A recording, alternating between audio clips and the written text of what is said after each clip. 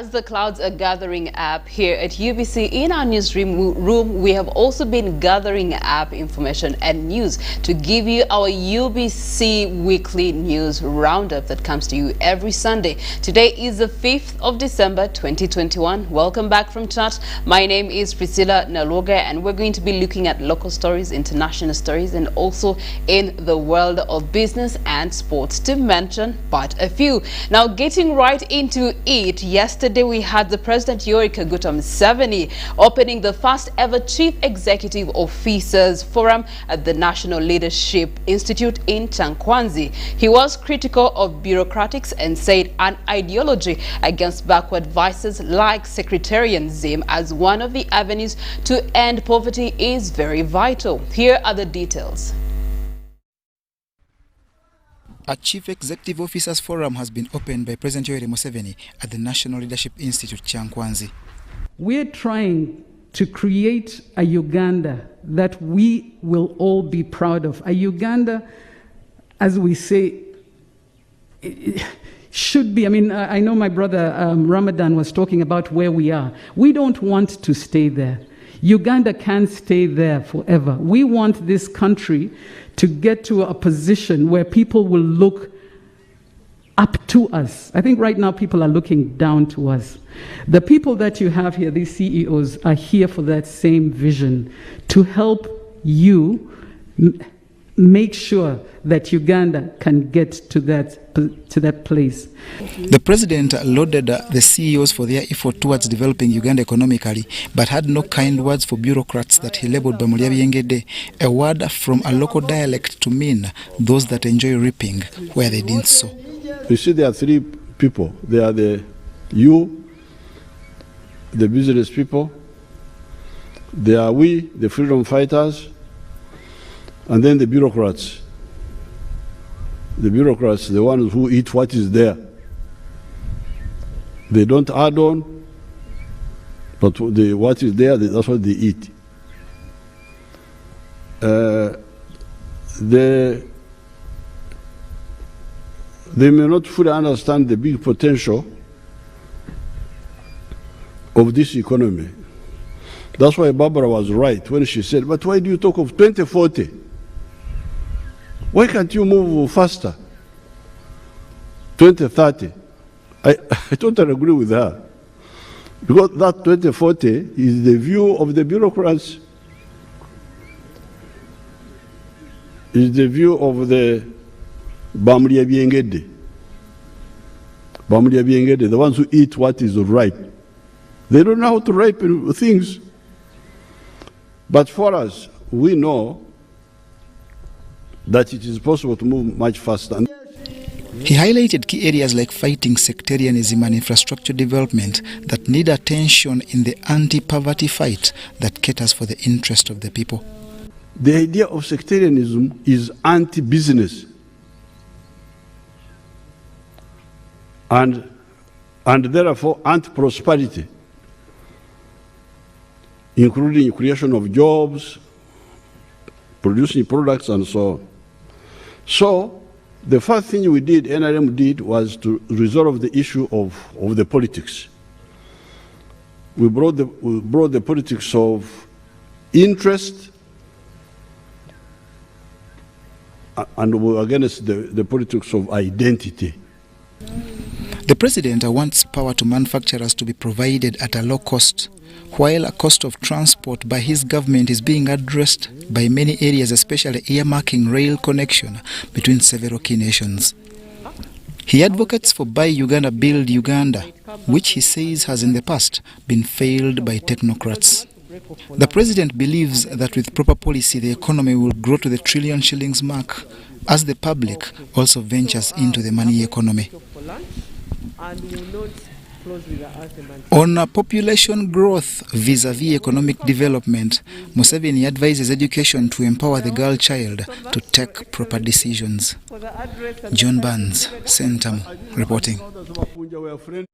Well, thank you so much, John Bansentamo. Still this week, President Yoweri Kaguta Museveni officiated the commemoration of the World AIDS Day at Kololo Independence Grounds under the theme End Inequalities and AIDS and Pandemics. He asked Ugandans to test for HIV because treatment is available across the country.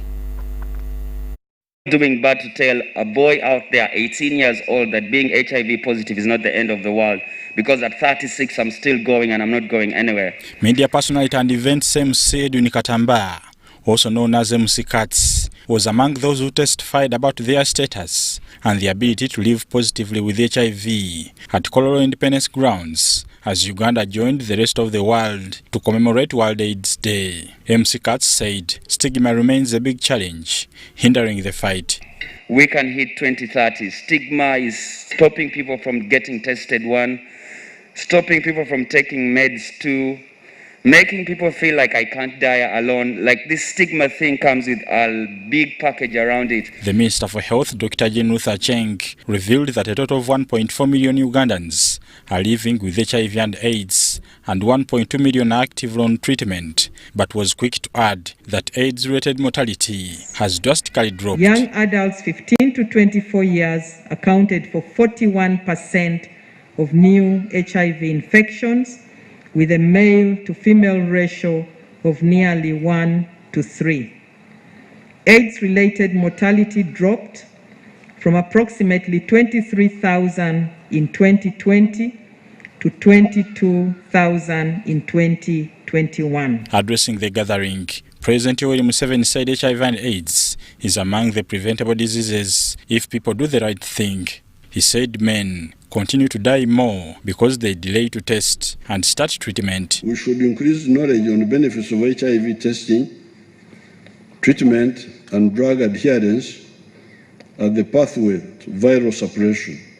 When a person with HIV is identified early, they are put on treatment early, and if they adhere to the treatment, they will achieve viral suppression, making them less likely to transmit HIV. He said Ugandans should not fear to test because treatment is free and young people should delay sexual intercourse. Nobody should tell you that because you have not had sex when you are young, that there is anything wrong with you. There is nothing wrong with you. The time for that has not come. They should be told clearly that there is no value. It's bad mathematics to go to look for pleasure for 15 minutes and you live in misery for 70 years. Bad mathematics. Women have done well.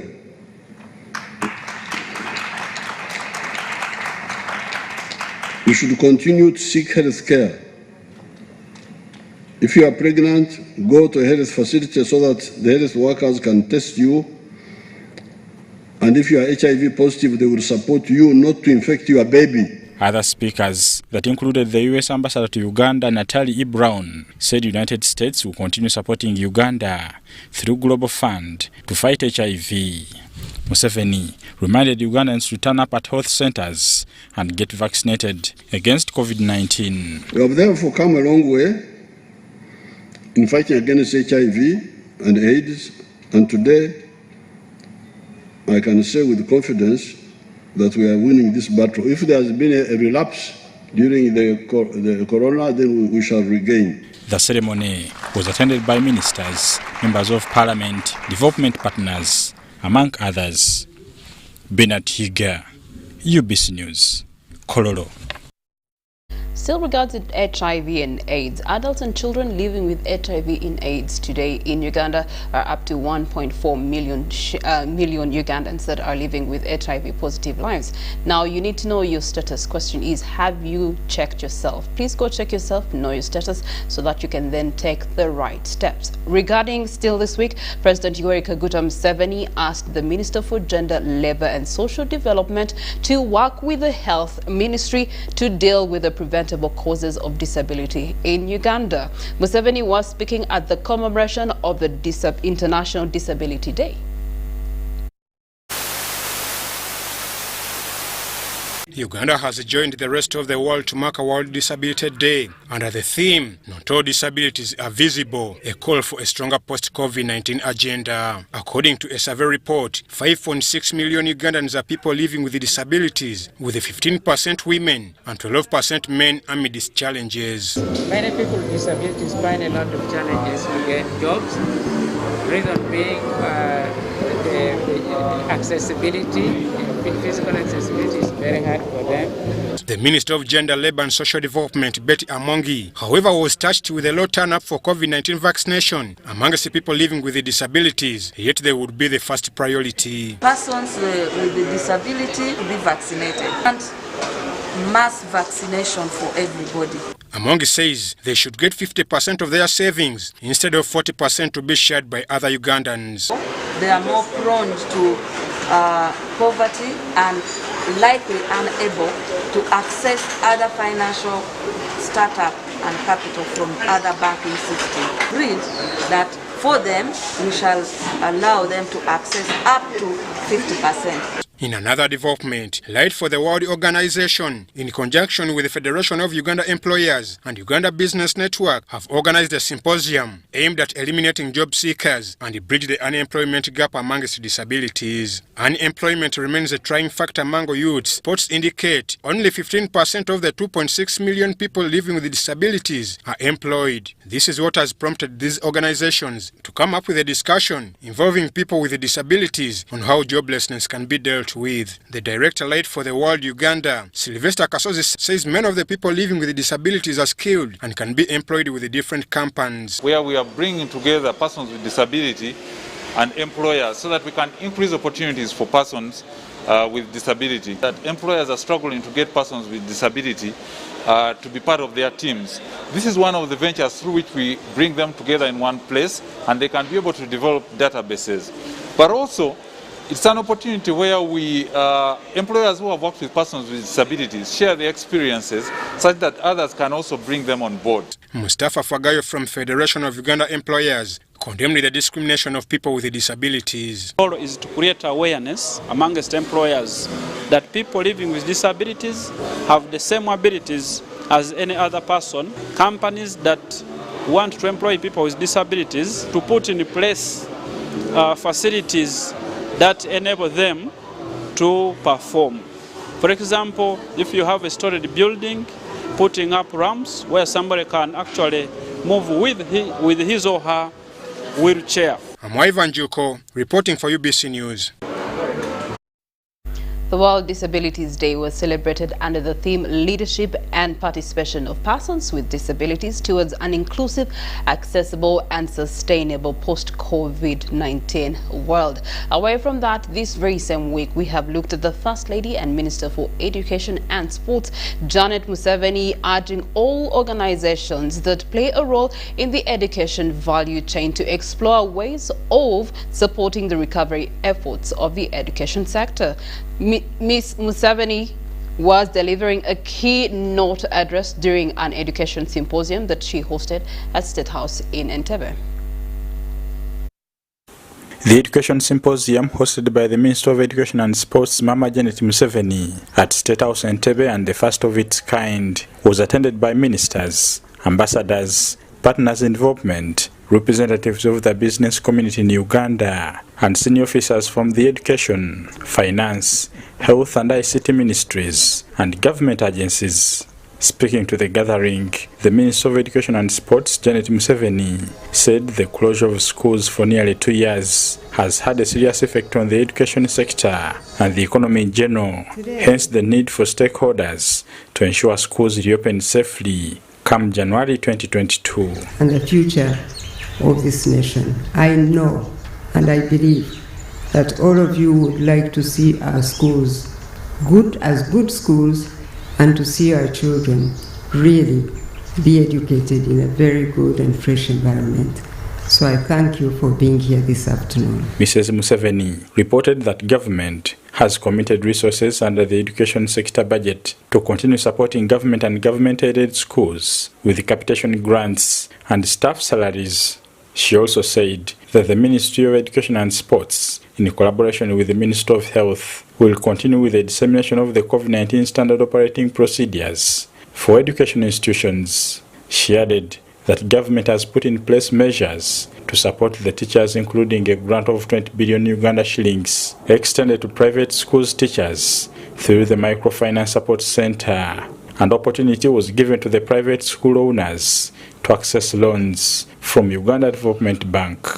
The contribution of employees and employers of NSSF was also waived off for a special period, and payment of pay-as-you-earn was also deferred.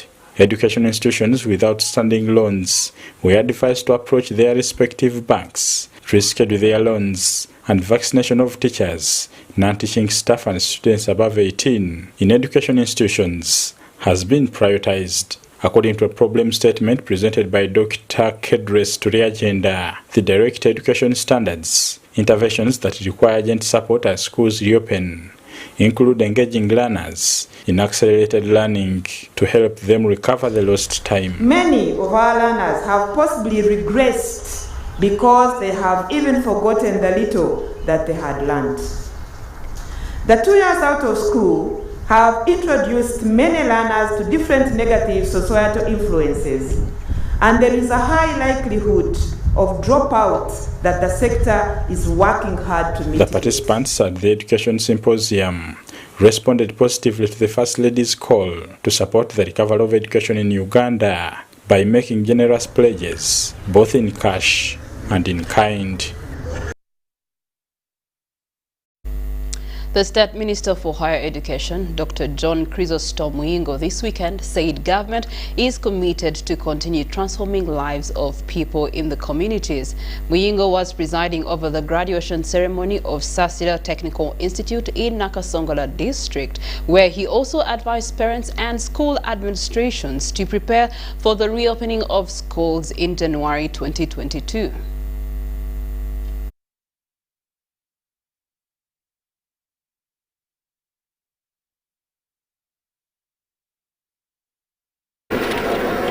The Ministry of Education and Sports has promised to continue promoting Skilling Uganda program by imparting youth with employable skills. The State Minister for Higher Education, Dr. John Chrysostom Muyingo, wants the youth to embrace vocational skills and utilize the professionalism and skills achieved in the training to work hard and develop themselves and the country socially and economically. I want to thank you. There shouldn't be any break. What you have done is to address the problems of Uganda. They used to refer to us as a poor country, but the more we have many of you acquiring such employable skills, the easier it's going to become to get rid of this poverty we talk about. The minister toured the institute and commended the administration for complying with the SOPs, especially the vaccination of COVID-19. The minister also officiated the graduation ceremony of Sasira Technical Institute in Nakasongola, where over 356 graduates were awarded certificates in formal and non-formal courses. While at Nakasongola, Dr. Muyingo assured schools, parents and learners that government is ready to reopen schools on the 10th January 2022. Whereby we started with medical and health training institutions, which opened in September. Universities and other tertiary institutions opened in 1st November. Now on the 10th of January, all the other schools will open up. It is therefore important that we start preparing ourselves to take all our children.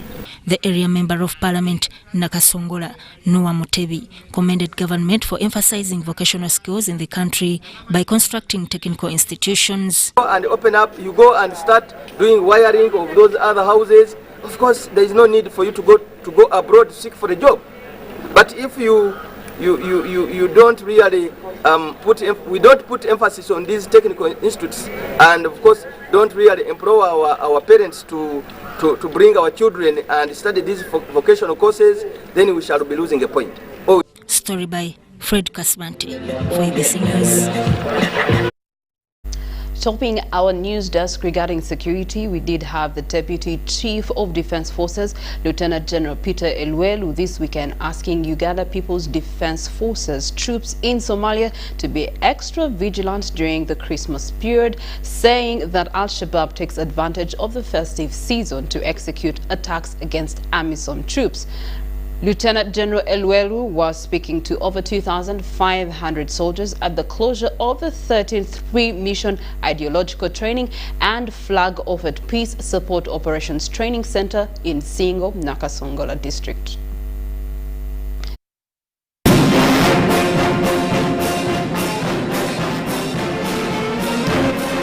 While flagging off the UPDF officers headed for the Somalia, the Deputy Chief of Defense Forces, Lieutenant General Peter Elwelu, reminded the officers and militants that AMISOM is an important mission for Uganda and the African continent, and urged them to always remember the ideology of the Uganda People's Defense Forces, which is a people's army working for the people. Jeshi ya nini? Ya wananchi. Tunafanyia wananchi. Hiyo naweza tukapitia tunaita undugu. Undugu kwa jeshi. Jeshi ni wandugu. Mukigawana, ukiangalia mwezi yako kama kabila lingine. Wisha. Lakini ukiangalia mwezi yako kwa uniform. Wewe hapana kwa jali sura yake, lugha yake, unajali uniform hii. Sasa hii ndugu yangu. Hii dada yangu utabaki moja. General Elwelu also called upon the soldiers to work closely with other partner states in Somalia and be conscious as the international community is watching their actions. Munakwenda Somalia kama UPDF, lakini muko ambassador, unajua ambassador ya Uganda huko. Kama mmevaa kila mtu yuko naye. Unaona kuona tu unajua kwamba huyo ni Uganda. Hii huko mnasimamia Uganda huko Somalia. Hii yote kama wako private kama wako nini unasimamia Uganda. Somalia iko nchi mbalimbali. Wa Amerika iko. Wazungu mbalimbali wako. Wa China, wa Somali, wa Ethiopia, wa Kenya. Lakini wataangalia jeshi ya Uganda. Wakati makosa yakifanyikana, wanasema hiyo ni Uganda. Hapa wanasema UPDF. Wanasema hiyo ni Uganda. Msiharibu jina la Uganda. Kumbuka jina la Uganda kila saa unapofanya kazi huko. Kumbuka jina la Uganda.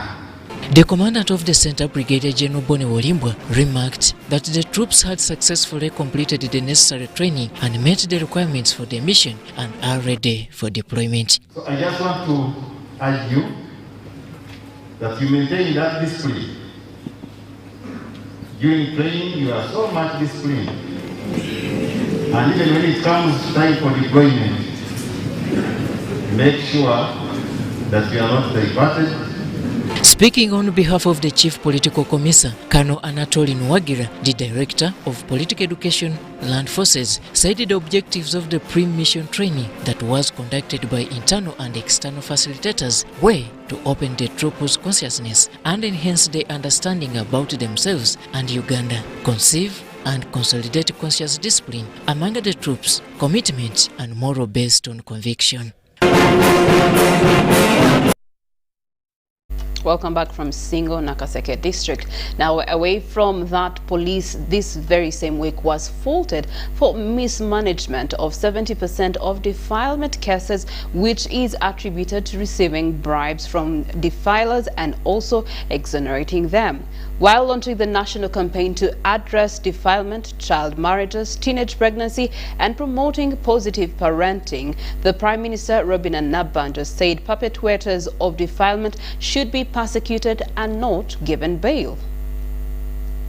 Teenage pregnancy among girls aged 10 to 14 has increased by about 36%, mainly during the COVID-19-induced lockdowns.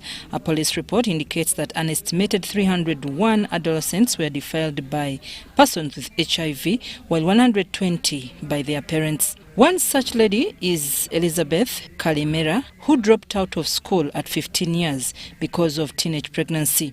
She emphasizes the importance of second chance to girls who get pregnant. The solution as a young person was to commit suicide because I felt I was the problem, and if I was away, and my path ahead was very dark.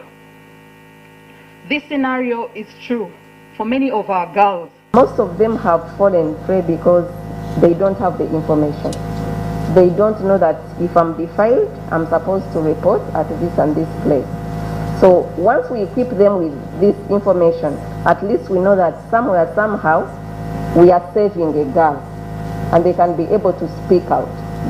Now, the First Lady and Minister for Education and Sports, Janet Museveni, has championed a national campaign to address defilement, child marriages, teenage pregnancy and promoting positive parenting, which is to take a multi-sectoral approach.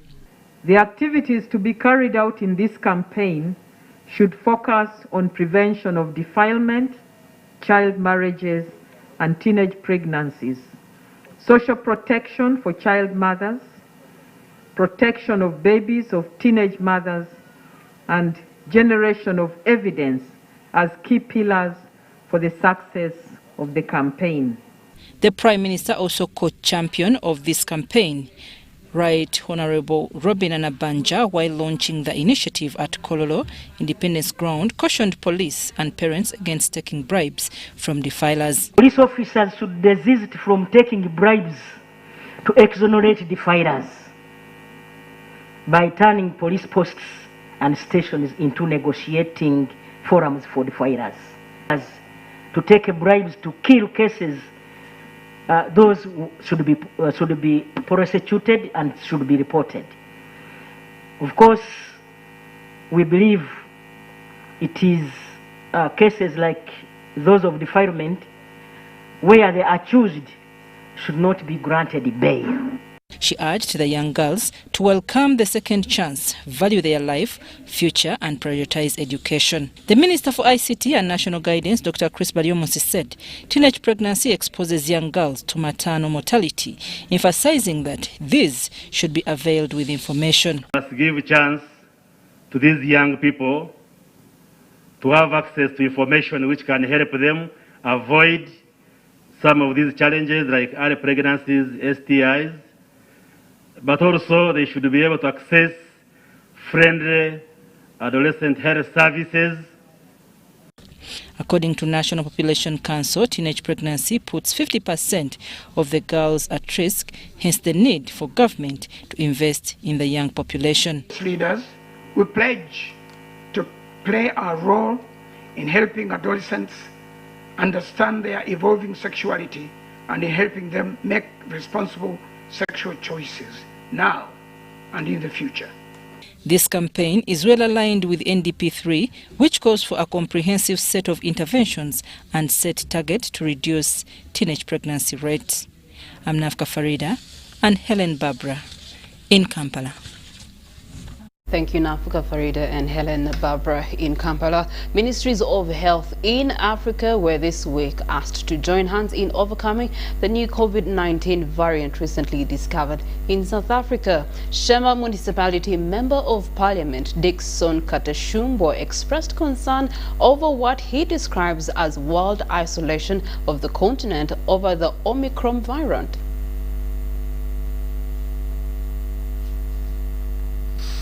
Variant of the SARS-CoV-2, also known as Omicron, was first identified by scientists in South Africa. Jane Ruth Acheng, Uganda's Minister for Health, had just presented to Parliament the status of Uganda's preparedness in overcoming the new COVID-19 variant. She was then bombarded with these reactionary questions from members of Parliament. Is this emergence of the new variant going to affect the going back of children to school? The current vaccination that we've got, are we protected? Why can't this House make a pronouncement, even if it's 1 week, members of Parliament to go back there and to talk about this thing so that it shows the importance that it has in the community? Most outstanding of the concerns was that from Shema Municipality Member of Parliament, Dickson Kateshumbua. He was troubled to the extent that Africa was on the verge of being isolated over making public the discovery of the new Omicron variant in South Africa. These things started from many countries in Europe, but as soon as the South Africans announced, we have had this reaction. And some of it is being looked at as an isolationist approach against Africa. Minister for Information, Communications Technology and National Guidance, Dr. Chris Bariomunsi, supported the submission. And that's the reason why for us we have not rushed into stopping travelers from these countries, but rather we are strengthening measures, especially at entry points into the country, to ensure that everybody who enters is tested. And what we are calling upon the Minister of Health, together with the African Union Ministers of Health, under their umbrella, working with the Africa CDC, we want to see them come out and guide the continent and give a statement to give a reassurance that Africa is not going to be isolated. Fears of any nature about the new COVID-19 variant recently discovered in South Africa, among other countries, have been allayed.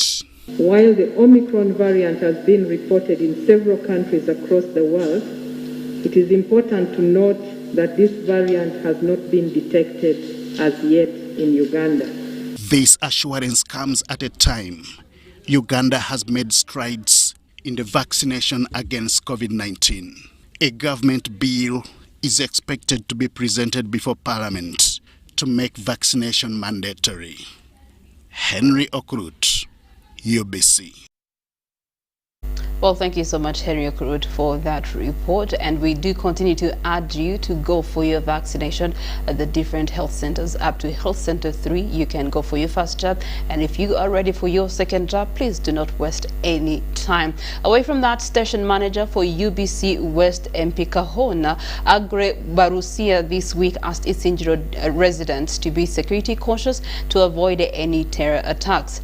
Barusia was officiating the handover of solar panels to Chikokwa Health Center 3, Kaberere Town Council in Isinjiro District by D-Light Solar in partnership with UBC.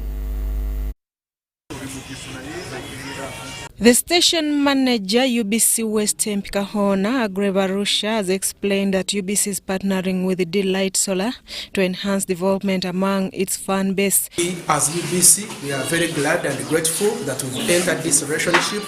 And one of the things we are going to ensure is to see that there is sustainable lighting and development in Western Uganda. D-Light is a very powerful company, and it has decided to partner with the powerful media house, the national broadcaster, and we are very sure we are going to give D-Light the biggest mileage it deserves, both in Western Uganda and other parts of the country.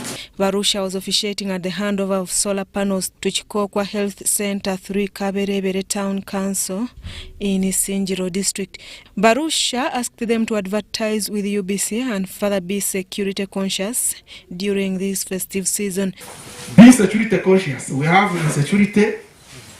Apart from COVID, we are having bombs around. So don't think they are only in Kampala. They are now going to be everywhere. But the government is trying its best to stop that. However, security begins with you. Do not tamper with things you don't know. And if you find anything suspicious, report to security agencies. The managing director, D-Light Solar, Douglas Gavala, appreciated UBC for performing its work as per its mandate by educating, entertaining, informing, and guiding the public. Giving them the support, keep on being their guards and supporting them in terms of when they come and sell and support you. And now we have a service center in Barara that you can just go if something has an issue with the unit and you are repaired. We also have a good thing that UBS is going to run to the month of December. So we'll be asking one question every day and you get a present from D-Light. Isn't that a nice thing for Christmas? He further promised to continue supporting Ugandans in their struggle to light in their homes. We have had great support with UBC in terms of the partnership, whereby they're also reading from the same thought process, community-based activities. We've also done lighting in L3 centers in Arua, and we continue doing this until we support most of our L3 centers across the country. The health facilities in charge, Rose Tusime, thanked the duo for the donation and vowed to spearhead the campaign to reduce maternal mortality rates caused by persistent power outage at the health facility. We've been having an issue. The solar we had was faulty and it was always off like past midnight. So we are so grateful. You've given us a gift at the right time we needed it. Our women are going to be happy when they come to deliver at night. Thanks so much. So the only way we thought of giving them back is through us holding this function, and we come to light up their maternity ward. And two, the conditions in which the maternity ward has been in. We found that they had a solar system that they bought from shops, but it hasn't been working. Daylight Solar promised to further improve the technological advancement in the power use in Uganda by providing solar power to farmers for irrigation in order to boost their agricultural productivity. Let us add technology such that we see Daylight Solar providing power for irrigation. These people are farmers. So we continue innovating our products, we continue driving our product innovation pipeline, and we'll come back to Singiro with an innovative product in a few time to come, so that we're able to support agriculture, we're able to support our women and men on the ground. UBC West MP Kahona has signed a memorandum of understanding with D Solar, which is aimed at delivering solar power services to every Ugandan by 2030. Yes. Story compiled by Nelson Akatuhurira for UBC News. Well, away from that, police and the Youth Integrated Development Organization this week organized trainings for leaders about the newly established Community Watch model for local leaders in Lwengo district. The training focused on cooperation between the police and the community in preventing community crime and also seeking to reduce criminality in Masaka sub-region.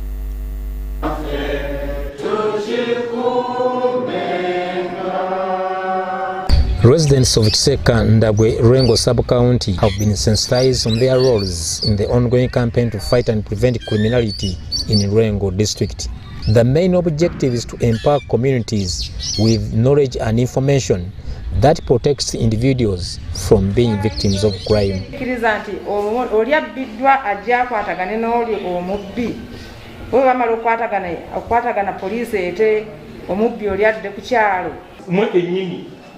Gosoko kumenya amateka ga kafi oloko gwetano bana kuba ekipapuleta no gikola ki ogina ate amalo gikusikamu ng'obanenya nebwe teweenenya musango wasoso kukola.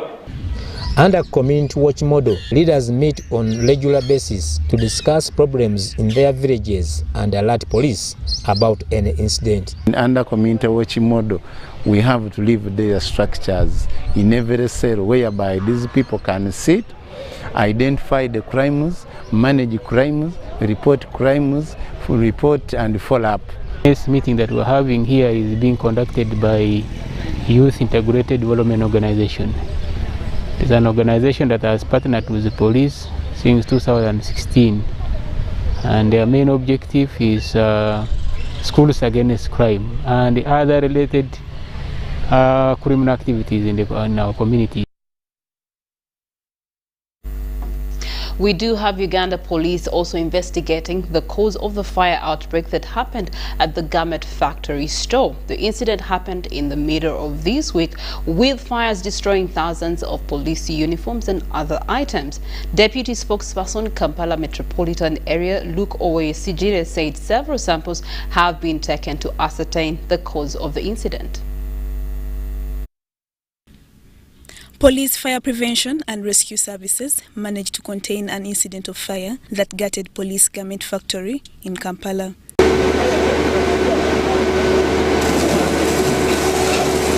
It's alleged that fire started at around 8 p.m. last night at the factory that spread faster, destroying thousands of police items. Majorly a store, the production line was intact, but where we keep our clothes our materials, our other items, in majorly a store, caught fire, and all these items from capes, uniform material to uniforms for both prisons and police officers were all destroyed. Investigations are ongoing to ascertain the cause of the fire. Trying to ascertain what exactly happened, what could have caused this fire. Was it an issue to do with electricity, or someone intended to do all of this? But of course our investigators will come out with the details on that.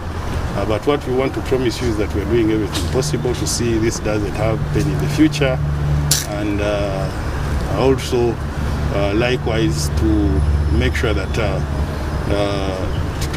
we find out, we get to the bottom of what exactly happened. We shall also make sure that we pick samples from the scene of crime, which of course will be taken to government analytical laboratories and our forensic experts to ascertain whether this was a fire from electricity or something else.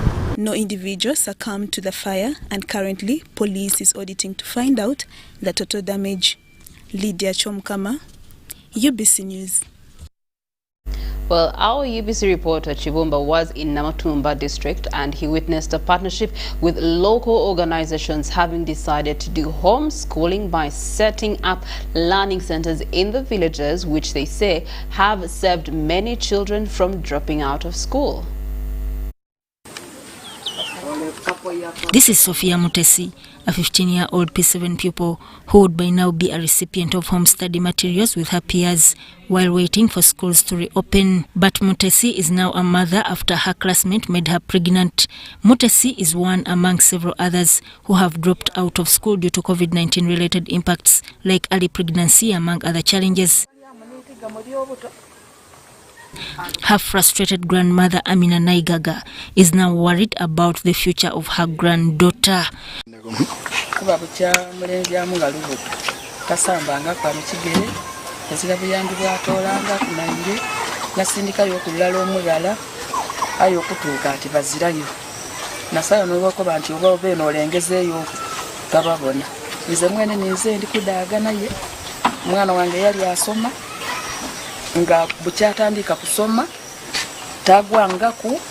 The closure of schools as a measure to curb the spread of COVID-19 had negative effects on sexual and reproductive health and rights.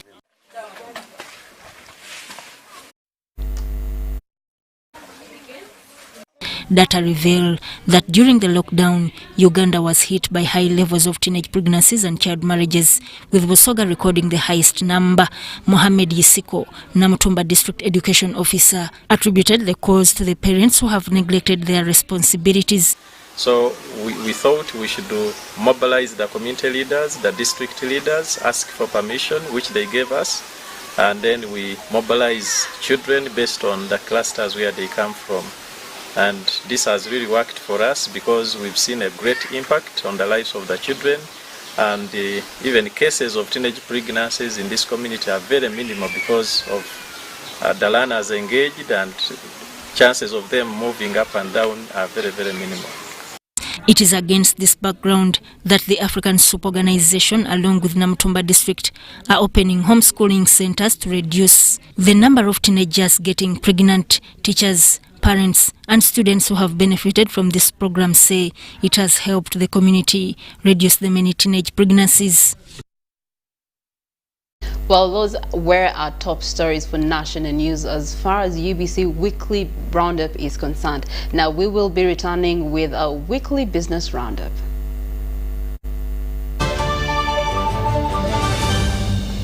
These days, our homes are no longer just the places we live.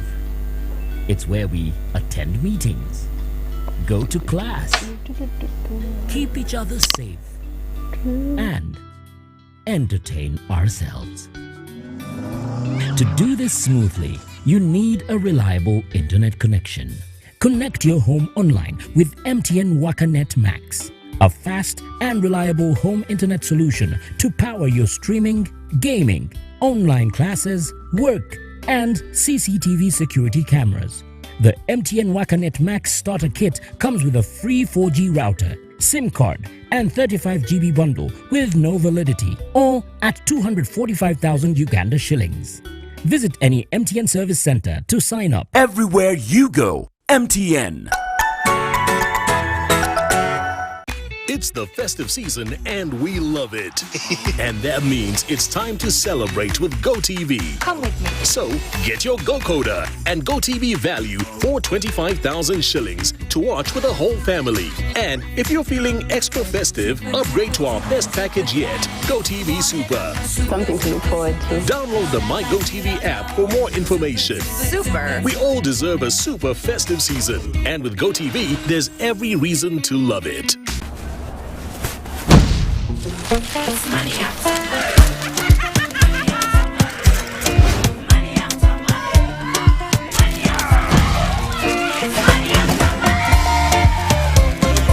Transact and win money after money with Airtel Money.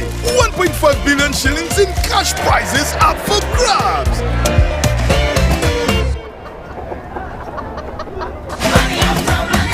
The more you transact, the higher your chances of winning. Airtel Money. Instant, secure, borderless.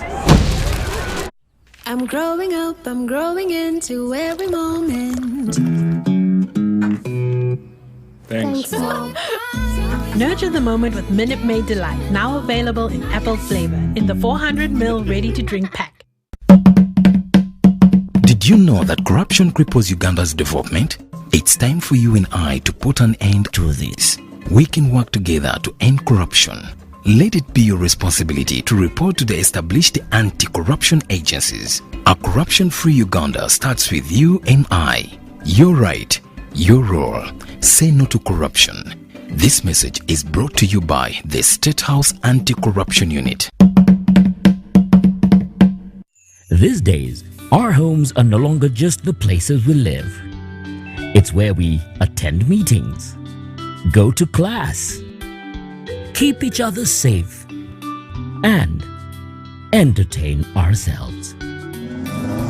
To do this smoothly, you need a reliable internet connection. Connect your home online with MTN WakaNet Max, a fast and reliable home internet solution to power your streaming, gaming, online classes, work, and CCTV security cameras.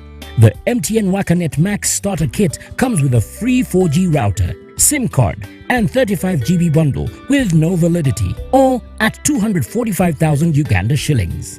Visit any MTN service center to sign up. Everywhere you go, MTN.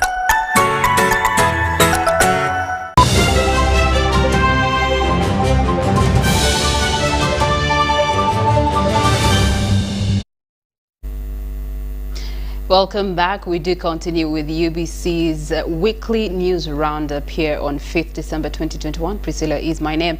Now we turn the pages to the business news roundup, where effective 1st January 2022, no fisherman on any Ugandan water body will be allowed to own more than one boat. The move is aimed at promoting equality among fishing communities, and this comes at a time when all fishing licenses are due to expire. Addressing fishermen in the island district of Kalangala, State Minister for Fisheries Helen Adoa said this will promote sanity and also relieve the country of illegal fishing. Details to follow.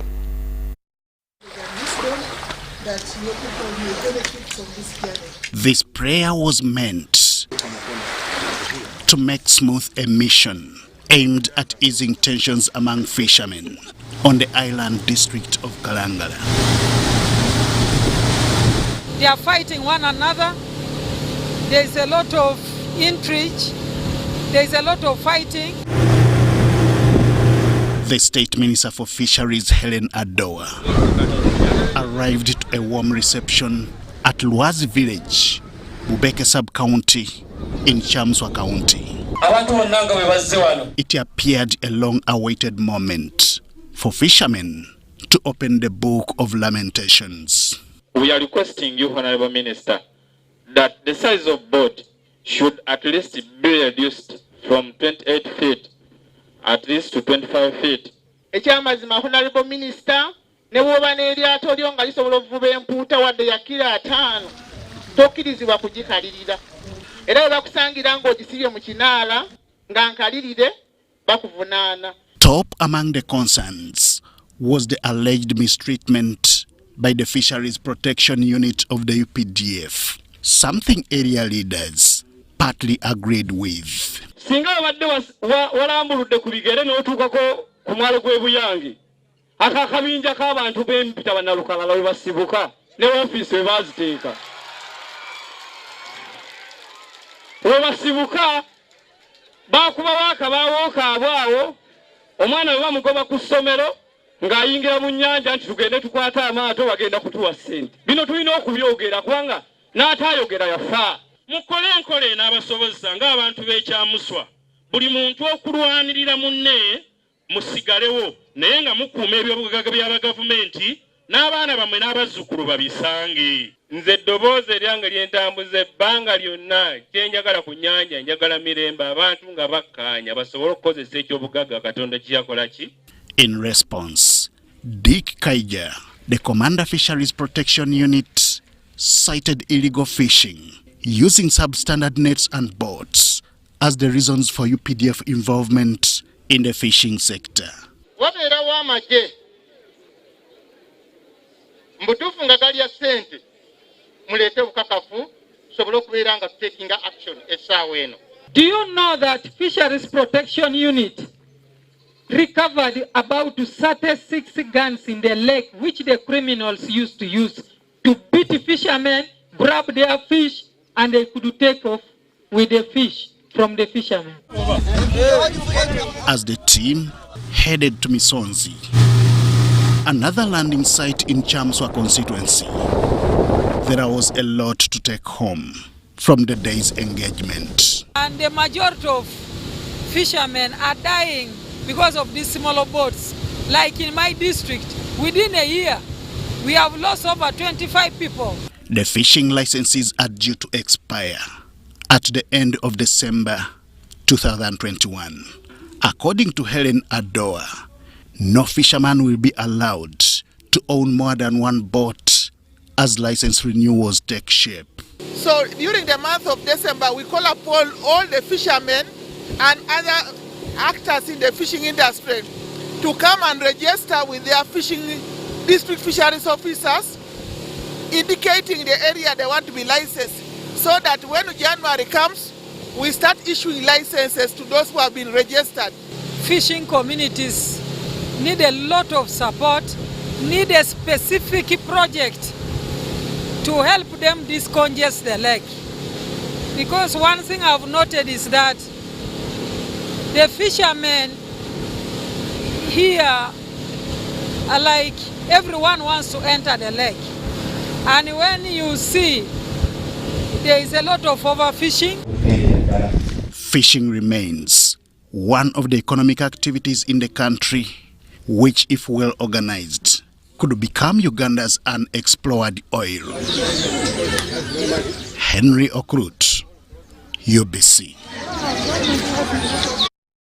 So much, Henry Okurut, for bringing us that report.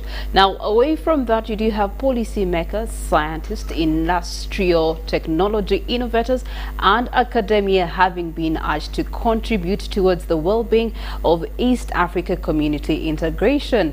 East African Business Council Chief Executive Director John Bosco Kalisa says the East African region should adopt competence-based learning approach to be able to enable the region become economically competitive across the globe. East Africa Business Council and the Inter-University Council for East Africa have signed a memorandum of understanding aimed at enhancing collaboration and networking for increased regional integration. Chief Executive Director, East Africa Business Council John Bosco Kalisa signed on behalf of the business sector, while the Executive Secretary, Inter-University Council for East Africa, Professor Gaspard Banyakimbona, signed on behalf of the academia. Kalisa said the current skills imparted by universities and other institutions of higher learning in the East Africa region do not enable business to do a lot of innovation, to be modest globally. The current skills offered by our university higher learning institution does not enable us to be competitive. So there has been a gap in terms of what is produced by our learning institution and what is required by the labor market. So there has been a very huge mismatch between what the academic institutions are offering and what is required by the business. And that really translates into even the job that is created. Our company are not creating enough jobs because of that big gap in terms of skills. He said East Africa Business Council is repositioning to build competitive economies in the East Africa region by setting up attractive business models to help businesses grow their networks. So the way we are striving in terms of positioning in the region, in terms of competitiveness under continental free trade area, the skills is very critical. It's one of the enablers for our competitiveness. So human capital, human resources is very critical as we strive as a region to position ourselves to benefit from African continental free trade area. The Executive Secretary, Inter-University Council for East Africa, Professor Gaspard Panyakimbona, said the collaboration is to help bridge the gap of skills, mismatch, and the needs of the job market. So we were directed to come up with a strategy for more engagement with the business community at all levels to come up with a figure that will help us to bridge that gap. So today, it is not the end, but it is a good start. The Vice-Chancellor, University of Nairobi, Professor Stephen Kiama Gitahi, stressed the necessity for the universities in the region to strengthen employability and innovation capacities for the youth in the region. And we believe that this is going now to offer the opportunity to catalyze the issue of interaction with the industry so that we are able to help our students get that experiential learning, get the exposure that they require so that they become quote-unquote streetwise. The collaboration is meant to enhance capacity for the exchange of scientific ideas among researchers and innovators in the region. Story compiled by Clement Wangira, UBC News. Still regarding this week's Business Roundup, a 2 e-service and innovation exhibition organized by the Uganda National Information and Technology Authority has started in Kampala with a major call to all government agencies and members of the public to embrace IT services. The exhibition was opened by the Ministry of ICT and National Guidance Permanent Secretary Dr. Amina Zawede. To increase domestic production of cash crops for subsistence and commercial consumption, there is need for modern methods of farming for proper mechanization. Sasaka Global 2000 is evaluating the adoption and familiarization of agricultural technology across communities. Dependent on SA support, because SA brings technologies, skills, build the capacity of our farmers, so bring the know-how, and then the farmers should be able to adopt, and then we should be able to graduate and move forward. Okelo Dennis in Akidebe village, Akalo Town Council in Kole district, is among those who have benefited from the mechanization operations of Sasaka Global 2000. He was trained to fabricate maize shellers to support food chain in communities. After being trained, I came back. I joined on with my student. We brought the machine for them, as I told you. Okelo is changing the lives of agents through skilling initiatives to come up with more prototype of agricultural machines. The young people in our community, they cannot go and steal, because even I went to the church telling them that at least if you have some boys, you bring them to me. Opio Francis is the manager, Farmer Sacco in Kole district, using modern methods of farming to improve lives of many and ensuring food security. He was given sowing machine to meet large-scale farming. Because this group, they are starting slowly by started people. And we are getting money right now. Sense of dependency that they graduate from our intervention, and they will serve as our ambassadors actually. Despite the support, accessibility and affordability still hinders the adoption. If I had capital, I would have produced the soybean seller. At the moment, we are lacking capital, not too much. We want to grow using machine planter, but it's not enough.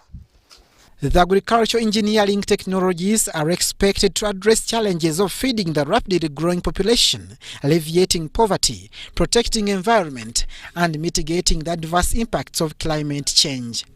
Abdul Nasile Lubwama, UBC News.